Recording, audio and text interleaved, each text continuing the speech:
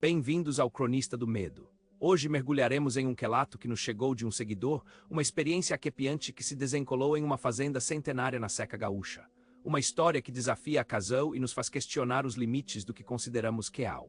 Antes de começarmos, já deixe seu curtir no vídeo, inscreva-se no canal se ainda não for inscrito e comente de onde você está nos assistindo. E se você também tem uma história que te tirou o sono, pode nos enviar, faremos a leitura por aqui. Agora prepare-se para o que está por vir, pois o Cronista do Medo nunca decepciona. Eu nunca fui uma pessoa de grandes crenças no sobrenatural, sabe? Sempre fui do tipo cético, que busca uma explicação lógica para tudo.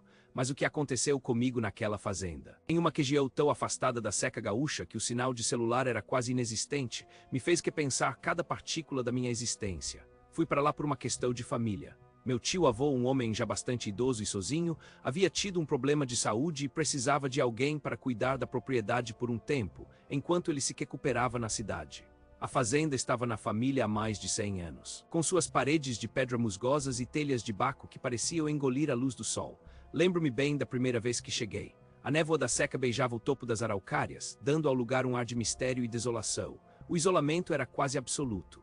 A casa mais próxima ficava a uns bons quilômetros de estrada de chão e o vilarejo mais próximo era um punhado de casas ainda mais distante. A única companhia eram os cães da fazenda, 2 vira-latas enormes e leais, e os gansos que patrolavam o tequeiro com seu andar pomposo e barulhento. As primeiras noites foram tranquilas, ou pelo menos tão tranquilas quanto podem ser em um lugar onde o silêncio é tão denso que você consegue ouvir seu próprio sangue pulsando nas veias. O frio era cortante mesmo dentro de casa.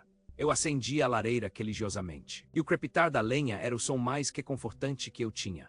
Mas com o passar dos dias, as coisas começaram a mudar de forma tão sutil que eu quase me convenci de que era apenas a minha imaginação. O tédio do isolamento, sabe? Começou com pequenos barulhos, estalos no assoalho de madeira que eu atribuía à dilatação da estrutura antiga ou ao vento que uivava furioso pelas frestas. Depois ouvi um canger de porta, parecendo vir do andar de cima, onde ficavam os quartos vazios dos meus bisavós. Eu subia, examinava tudo e a porta estava sempre fechada, trancada. Não havia correntes de ar que pudessem causar aquilo. Eu comecei a sentir um arrepio diferente, um frio que não vinha da temperatura lá fora. Os cães foram os primeiros a me alertar de que algo estava realmente errado. Eles eram animais de guarda excelentes, latindo para qualquer caco que passasse na estrada distante ou para os gambás que ousavam se aproximar do galinheiro.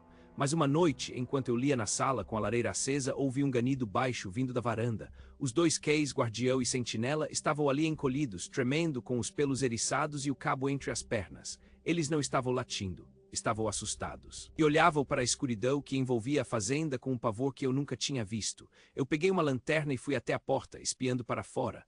A luz cortava a escuridão úmida da seca, revelando apenas os contornos das árvores e dos cercados. Não havia nada, absolutamente nada. Mas os cães continuavam a tremer e começaram a gemer ainda mais alto quando eu tentei acalmá-los. Aquilo me gelou a espinha. Animais sentem coisas que nós não sentimos, eu sempre ouvi isso, mas nunca acreditei de verdade. Depois daquela noite, o sono se tornou um luxo. Eu me pegava acordando no meio da madrugada com a sensação de estar sendo observado. O silêncio parecia mais denso, opressivo, e então começaram os sussurros. Eram sons quase imperceptíveis, como se alguém estivesse falando baixinho no quarto ao lado ou na sala lá embaixo. Um murmúrio acastado, sem palavras claras, apenas o som de uma voz. Eu tentava me convencer de que era o vento, mas o vento uivava, não sussurrava. Uma noite eu desci para pegar um copo d'água. A casa estava mergulhada em uma escuridão quase total, exceto pela luz fraca da geladeira quando eu abri. Enquanto eu bebia, senti algo, um toque suave no meu ombro. Não era pesado, era quase uma carícia fria. Eu virei bruscamente, a água decamando, o copo quase caindo da minha mão.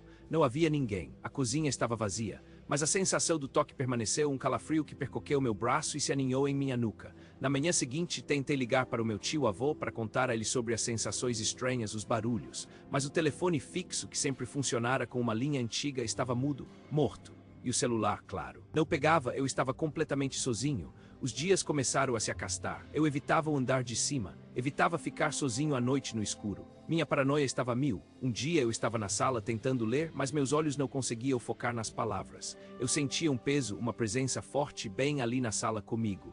Era como se alguém estivesse parado atrás de mim, respirando no meu pescoço. Meu coração batia tão forte que eu podia senti-lo na garganta. Eu não me atrevia a virar. Eu apenas fiquei ali imóvel até que a sensação se esvaiu tão lentamente quanto havia chegado. À noite, o terror se intensificava. Eu passava horas olhando para o relógio, esperando o sol nascer. Os sussurros ficaram mais altos, mais nítidos. Eu podia ouvir passos acastados, não no assoalho, mas como se estivessem andando na teca. Do lado de fora da casa, circulando, eu olhava pelas janelas, mas a escuridão lá fora era impenetrável, um abismo de sombra. Uma madrugada em particular se gravou na minha memória com uma clareza aterrorizante. Eu estava deitado na cama, sob os cobertores pesados, tremendo não de frio, mas de medo. Os Keys estavam na porta do meu quarto, choramingando baixinho, algo que nunca faziam. De repente, um barulho alto veio da cozinha. Um estrondo como se algo pesado tivesse caído. Eu pulei da cama, o pânico tomando conta. Segurei a lanterna com as mãos trêmulas e desci as escadas, os Keys me seguindo, ainda gemendo. Quando cheguei à cozinha, o cenário me fez parar. A faca de pão, que eu sempre deixava em um suporte na bancada, estava fincada na tábua de cortar carne bem no centro. E ao lado dela, no chão, estava a minha fotografia, uma foto que eu havia deixado na sala de mim com meus pais virada para baixo. O mais arrepiante não foi a faca nem a foto, mas sim o cheiro. Um cheiro de teca molhada e algo metálico fecoso, forte o suficiente para embrulhar o estômago. Eu peguei a foto, a faca e subi correndo para o quarto, trancando a porta e colocando uma cadeira contra ela. Os Keys se deitaram ao pé da cama mais calmos. Mas ainda atentos, eu não dormi. Fiquei acordado, olhando para a janela, sentindo a presença do lado de fora, como se algo estivesse me esperando, observando cada movimento meu. No dia seguinte, assim que o sol nasceu e a névoa começou a se dissipar, eu juntei minhas coisas. Não havia mais como racionalizar. Aquele lugar não era seguro. Havia algo ali, algo antigo e sombrio que não queria que eu estivesse lá. Deixei uma nota para o tio-avô, pedindo desculpas e dizendo que voltaria quando ele estivesse melhor. Mas a verdade é que eu não queria voltar. Dirigi sem parar até a primeira cidade, onde finalmente consegui sinal de celular. Liguei para minha mãe, minha voz embargada de medo e alívio. Nunca contei os detalhes completos do que vivi, apenas disse que a fazenda estava muito isolada e que eu não me senti bem. Mas o que vivi lá, os sons, os toques, os cheiros e principalmente aquela sensação constante de estar sendo caçado, nunca me abandonaram. Às vezes, à noite, quando estou sozinho em casa, ainda me pego olhando para as sombras, esperando ver algo, esperando ouvir aquele sussurro acastado. A fazenda da Seca Gaúcha, para mim, não é mais um lugar de memórias de família, mas sim um monumento ao terror que habita o desconhecido. Agradeço a você que nos acompanhou até o fim deste relato arrepiante. Não se esqueça de deixar o seu curtir, se inscrever no canal para mais histórias como essa e, principalmente, nos diga nos comentários o que você sentiu ao ouvir esta experiência. Você acredita em algo assim, que algo pode habitar um lugar por tanto tempo, marcando com sua presença sombria? Seu feedback é muito importante para nós. Até a próxima. E que a escuridão não o encontre.